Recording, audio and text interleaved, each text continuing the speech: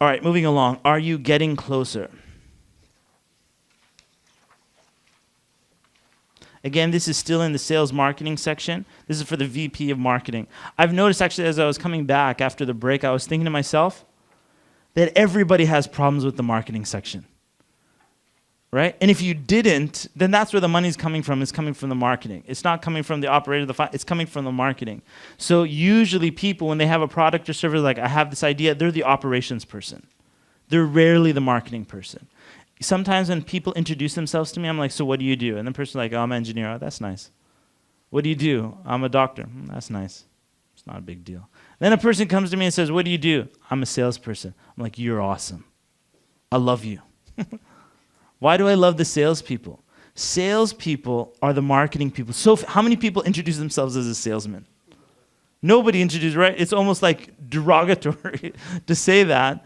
And salespeople have to deal with criticisms of people. They have to deal with how to influence other humans. And their emotions they have to be in charge of. There's so many different amazing skills that come with marketing, social skills and whatnot. That's why I love them. And usually if there's an Al-Maghrib class, I will find the salespeople and try to get them involved in it. Because they're the best people for the job. The marketing people, right? They're the charismatic people. They're very strong. Most people will just, and it's called marketing, it's not called sales. Because sales just freaks everybody out. Right? Nobody wants to deal with sales. Is this somehow we can just get a paycheck without doing any work, kind of thing? Someone's got to sell and someone's got to market it. That's where the problem is. If you can market and sell, then basically everybody's at your mercy. Everybody needs a person like that to can actually sell and market the product. So if you're good at selling your own product, then think about the distribution thing that I'm talking about. Because everybody's going to need that type of assistance of how to get their product and sell it. Okay. Imagine in a soccer game, or for our British friends, a football game. And in this football game, or in this soccer game, you're playing, right? And you have like these little cones. All of a sudden, this kid comes out from nowhere, grabs the cones, and runs off. And someone's like, hey, bring the cones back. And someone says, no, let's just continue playing without the cones. They're like, what are you talking about, play without the cones? Yeah, just pretend like, let's just play. How would you play without the cones? Well, you can kick the ball back and forth to each other, but that's not really a game. That's just practice. How would you play without the cones? Okay, so you would need some other cones, right? Instead of the cones, get some goalposts or something like that. I want you to realize that in a lot of your businesses, you have no goalposts. You're going into your product, you're going into your service with no goalposts, and you don't know what's going on. You're just passing the ball back and forth.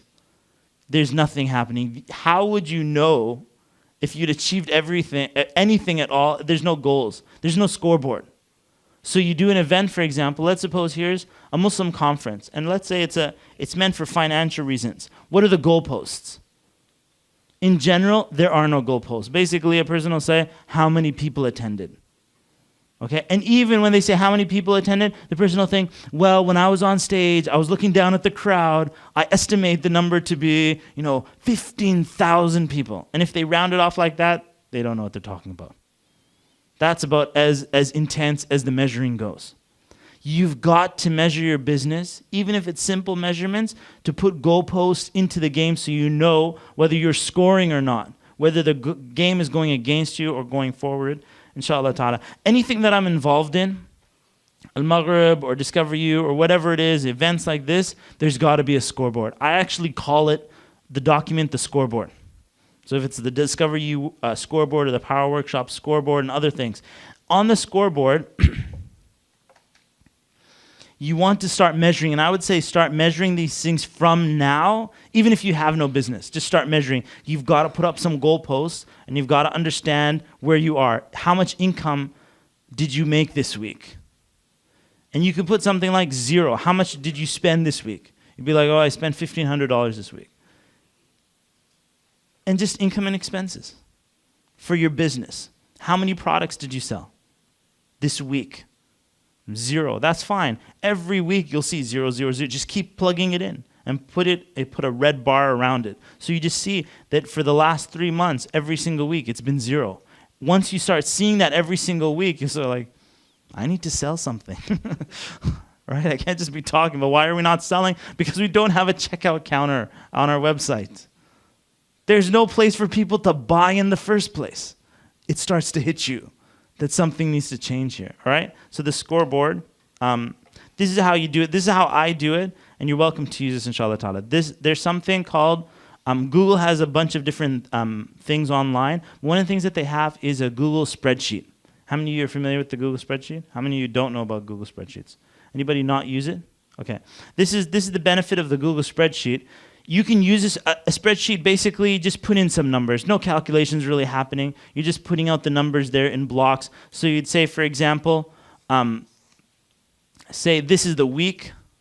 So week, if it's a March right now, so you're saying March, and the week starts, on the 2nd, okay? 09. And then you'd say week, March, and then the 9th, 09. And you start listing out. These are just the dates, right? Week 1, week 2, week 3. Then you'd say, for example, what is it that you want to measure? Obviously, things that you are going to measure. Things that we measure at Discover You are things like how many people signed up for our email list this week, right? So emails, new emails. Which means, and the reason that I mark it like that is like, okay, are we moving forward with our email campaigns?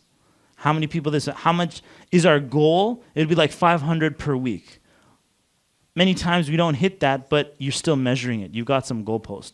Okay? So this week, how many people sign up for the email? You go to your email software, it says this week you have 234 people signed up for your mailing list. Okay, great. So you put it here. And then this box, I would then turn it to red, meaning that it's under, kind of like a stock market. I'd then put it into the red. Next thing would be something like, we have like a membership website or whatever you have, sales. How many, in the case of Naeem, how many blankets did he sell? Or here's another thing you'd measure, how many email marketing messages did you send out this week, right? Or marketing message, not necessarily that he's doing it via email, but let's say marketing messages. How many did he send out? Let's say the goal is to send out 2 per week. How many did he send out this week? Let's say 0, okay? It's in the red again. How many blankets did he sell this week? And then how many blankets sold? Let's suppose his goal is to sell 10 blankets this week. How many blankets did he sell? Alhamdulillah, he sold. Let's suppose he sold 12 blankets. It's now in the green. And things are moving up. So then, as week goes by, those are just like a couple of different measurements. You can choose for yourself what you care about. A warning here, you don't want to put too many things to measure where people just become so annoyed by all the different measurements, the different people that are working with you, and measurements that don't even mean anything, right? Where you're not even going to use it. You want to keep it simple. In fact, if someone came into the picture and said, mashallah, we have a brother who has a PhD in measurements, I would say, please keep him away from us. And I'm very serious about this. They will analyze the situation so much that nobody will understand what he's talking about. You need a PhD to understand this PhD guy. You need to make it so simple, like even like a child, you hire like a grade 5 child, does he know how many emails can be? Yeah, you just go to the email software, here it is, this is how many people joined the emails, here it is. If it comes to how many blankets were sold this week, you go to the checkout count, like your PayPal or whatever it is, week, how many sales did you get? It says you got 12 sales. Okay, put 12. Just really simple stuff. But as week after week goes by, you now have some cones. And you say, are we going higher? Are we going lower? And then once you get these numbers, then you can come back and you can start charting them. For example, you can say, oh, we started making blankets, it's going down or it's going up or whatever the direction is. You start seeing what's taking place. And the thing I said about turning this, what are these things called? No, these little blocks. They're not columns, but they're called cells. Okay, cells. If you take the cell and turn it red and green, if you've hit your target, turn it green. If you haven't hit your target, turn it red. From a glance from afar, you can see what's going on, whether it's turning red or turning green. So if things are turning green, I would be like, if we get a whole line of green things, I would just send out an email to everybody, congratulations, we got all greens this week. And you'll start to see when you get all greens, usually the weeks after that are turning green, stuff like that. Then all of a sudden, you'll start to see areas that when they turn red, such as the marketing messages, when this is red and you haven't hit your target, then the other things start turning red as well. You start to see what's causing, the reds. And then you realize, what, it all comes down to these marketing messages. If we can hit this target, then we can get, greens on the other ones. Basically, you now have the cones. The thing about Google Spreadsheets, you can have a spreadsheet software, Microsoft Excel and stuff like that. You can even put a Word document if you want. But the thing with the Google Spreadsheet is that multiple people on your organizational chart will have access to it. Everybody on your team has to know what the score is. You can't imagine a basketball team where only the coach knows the score, right? The coach has like the score here. They do that in soccer as well, right? The time clock is only with the referee. Isn't that annoying? You're like, how much do we have left in the game? Who knows? Let's just keep playing. What's that?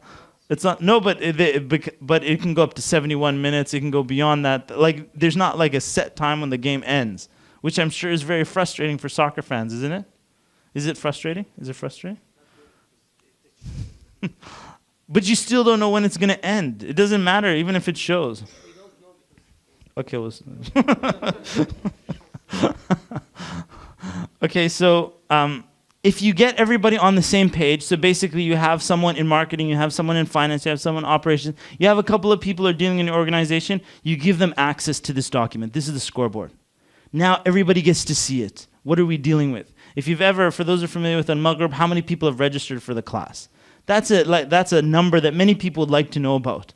But sometimes only a key person has access to that information. If everybody had access to it that's responsible, it'd give them a lot more motivation. When they send out email messages, how many people signed up from that email message? And then, everybody's on the same page. That email that's sent out, subhanAllah, there was something in it, 12 people registered for it. We did a webinar, how many people signed up? Special links. You actually have some scoreboards and you see what's moving forward and what's moving back.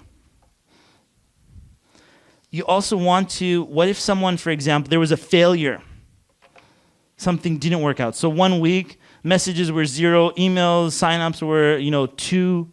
What went wrong? You want to measure failures as well. Sometimes failures give you more lessons than actual, like getting all green. When people get all greens, they celebrate. And when they get all failures, they contemplate. They contemplate, not necessarily quit, but they'll contemplate. And that's why if you do an event, even if it's not successful, what did we do wrong? And a person will say, well, you know what, we didn't, how many marketing messages did we send out? There was only one message sent out. What else?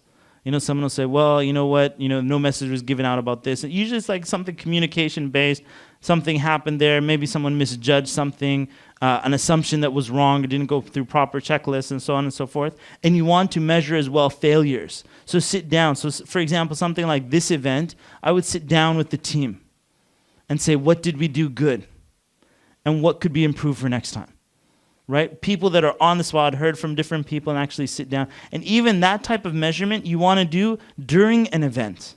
While you're in the middle of the product, you want to start doing. That's why when, for example, Google or anybody, they do beta products. Instead of just hitting the market with your final product, you do a beta product, which is basically, and I'm planning to do something like this, get a group of like 1,000 people who will just be my test people. I'll start throwing out products to them that nobody else has access to. And their goal is to give me feedback. And their feedback becomes so important to me that now I have some measuring to now when the product actually goes to market, when it actually goes to market, it is exactly what the people want. No problems. Because I've gotten so much feedback from it. And usually the feedback that you get afterwards is even something you can't change. Right? That's a different niche. All right. What will you measure? Just write it down right now. Write down 3 things that you would like to start measuring. Okay, that's good. And the amount of unsubscriptions, sometimes you'll send out an email and all of a sudden, half your mailing list leaves. Obviously, they were offended by something that you sent out, right? Correct. So that's great. And sometimes you're happy that they're gone. Okay, so that's great. Somebody else? 3 things that you're going to measure? Yep. Sales, okay. Number of clients. Okay, so client satisfaction is definitely an important one as well. How satisfied are the clients? Because if the client, you keep getting these clients, you're just measuring the number of clients, you'll start seeing them drop, and you haven't measured something very important is like how satisfied are they? In fact, what you're talking about there, this is like a key point. The most important question to ask your customers is this: how satisfied are you with the product? If there's no question that you ask except that, you don't need their name, email, nothing, and no 30-question questionnaire, you just ask them, how satisfied are you with this product?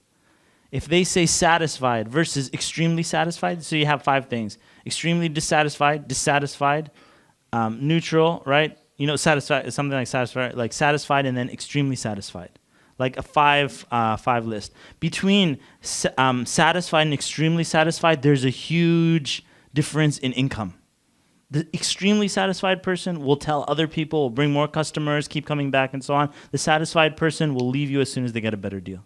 They might not even come back, right? And so there's a critical focus on that extremely satisfied area, and you want to push your numbers up as much as you can to the extremely satisfied. If it's only one question you ask, let it be that question. Okay.